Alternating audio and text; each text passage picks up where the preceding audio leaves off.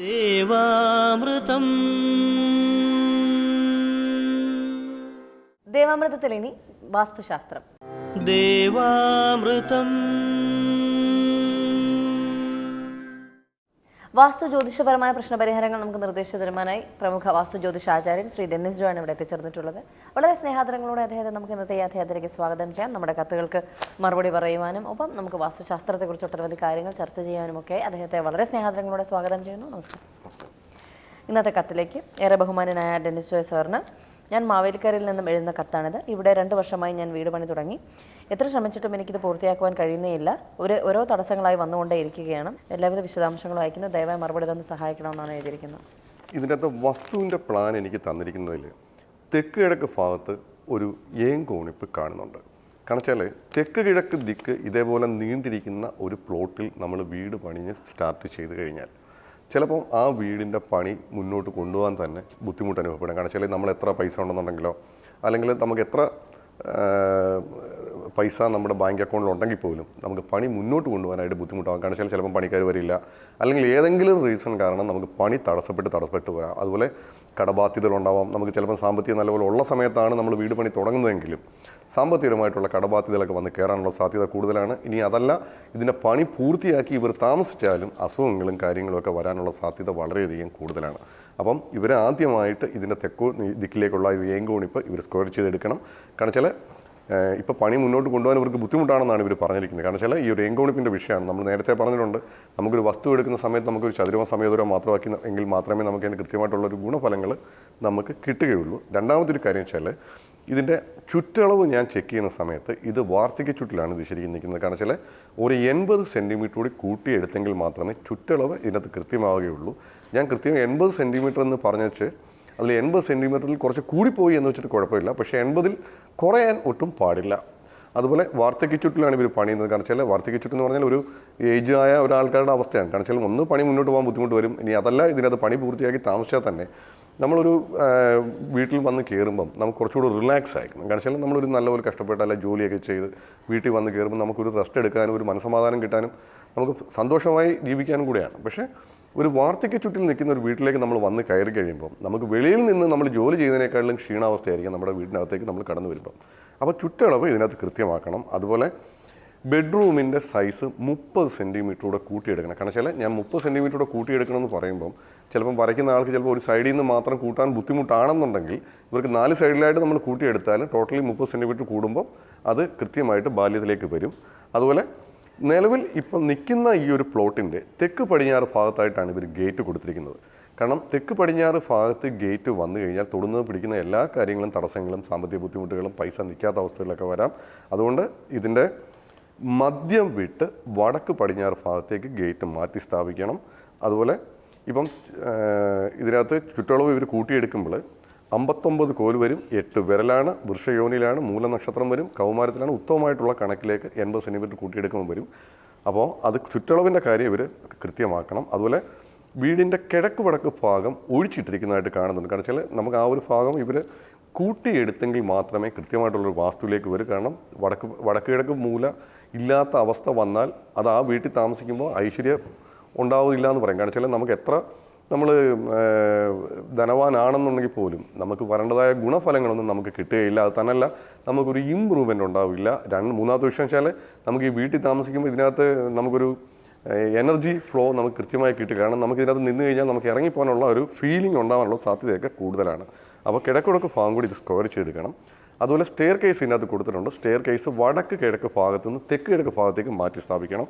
അതുപോലെ kitchen north east ഭാഗത്തോ അല്ലെങ്കിൽ south east ഭാഗത്തേക്കോ മാറ്റി സ്ഥാപിക്കണം. കാരണം വെച്ചാൽ ഇത് പടിഞ്ഞാറോട്ട് ദർശനമുള്ള വീടാണ്. അപ്പം ഇതിൻ്റെ കിഴക്ക് വടക്ക് ഭാഗത്തോ തെക്ക് കിഴക്ക് ഭാഗത്തോ ഇവർ കിച്ചൺ ചെയ്യുന്നതുകൊണ്ട് ഇവർക്ക് ദോഷമൊന്നുമില്ല. ഇത്രയും കാര്യങ്ങളാണ് ഞാൻ ഇതിനകത്ത് വാസ്തുവുമായിട്ട് ബന്ധപ്പെട്ടുള്ള ദോഷങ്ങൾ കാണുന്നത്. പക്ഷേ വസ്തുവിൻ്റെ നമ്മൾ പ്രശ്നം വെച്ച് നോക്കുന്ന സമയത്ത് വസ്തുവുമായിട്ട് ബന്ധപ്പെട്ട് ചില പ്രശ്നങ്ങൾ കാണുന്നുണ്ട്. അതിന് വേണ്ടുന്ന പരിഹാരങ്ങൾ ഏതെങ്കിലും ഒരു കർമ്മിയെ കൊണ്ട് ചെയ്യിപ്പിക്കണം. വാസ്തുവിൻ്റെ ഇത്രയും കാര്യങ്ങൾ ക്ലിയർ ആകുമ്പം ഈ വീടുമായിട്ട് ബന്ധപ്പെട്ട് നിലവിൽ നിന്നിരുന്ന ദോഷങ്ങൾ പൂർണ്ണമായിട്ടും മാറിക്കിട്ടും.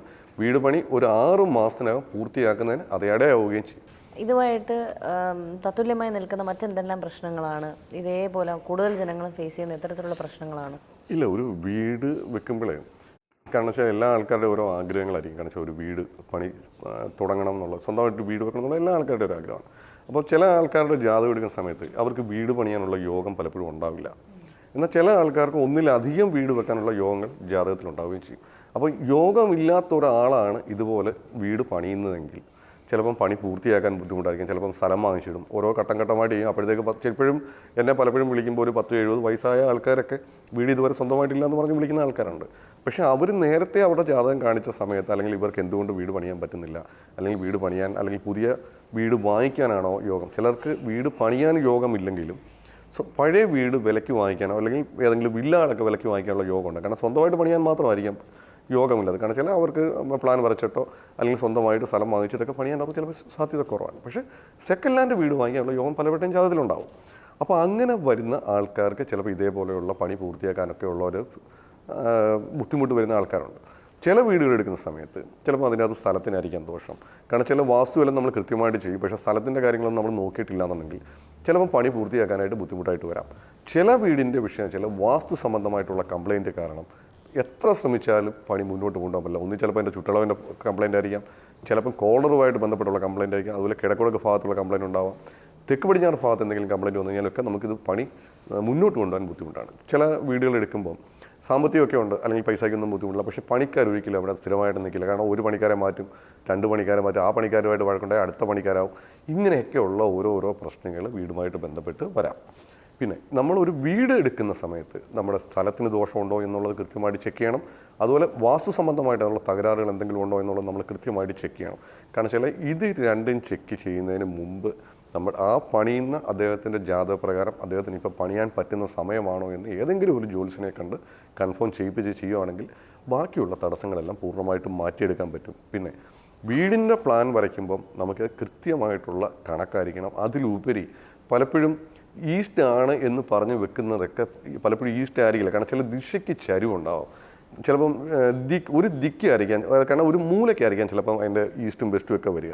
അപ്പോൾ അങ്ങനെ വരുമ്പം ചിലർ വീട് നമ്മൾ ചരിച്ച് വെക്കാറുണ്ട്. പക്ഷേ അതിൽ വെക്കുന്നതിന് ചില ആൾക്കാർക്ക് താല്പര്യം കുറവായിരിക്കും. കാരണം ചില എല്ലാ വീടുകളും നേരെ ഇരിക്കും, ഇത് മാത്രം ചരിച്ച് വെക്കുന്നത് എന്താണ് അതൊരു ബുദ്ധിമുട്ടായിട്ട് ഫീൽ ചെയ്യുന്നവരുണ്ടാവും.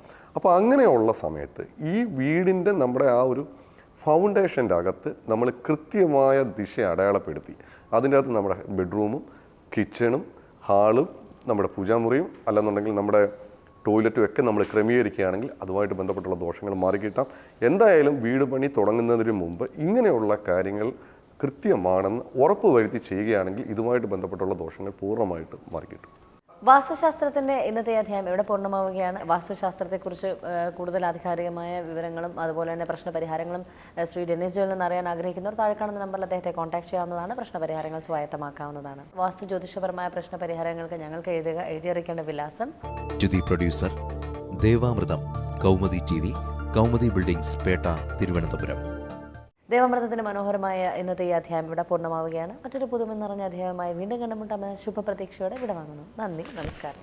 പൂർണ്ണപ്രഭവിരിയും മൺതരിയിൽ ഇരുസന്ധ്യകൾ തന്നിലാവിന്മേലൊരു പ്രഭയായി കൊളുത്തുന്നു ദീപനാളം. അതു തൻ കൃപയായി പകരുന്നു ദേവാമൃതം.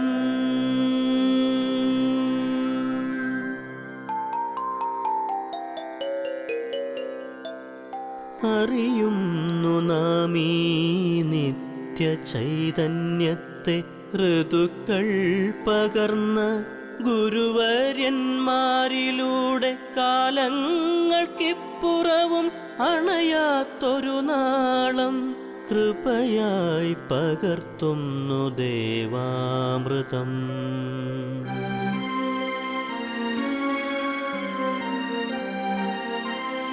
മറക്കുന്നു നാം ഇന്നു നമ്മളെ തന്നെ വേദാന്തമില്ലാത്ത നാൾ വഴിയിൽ.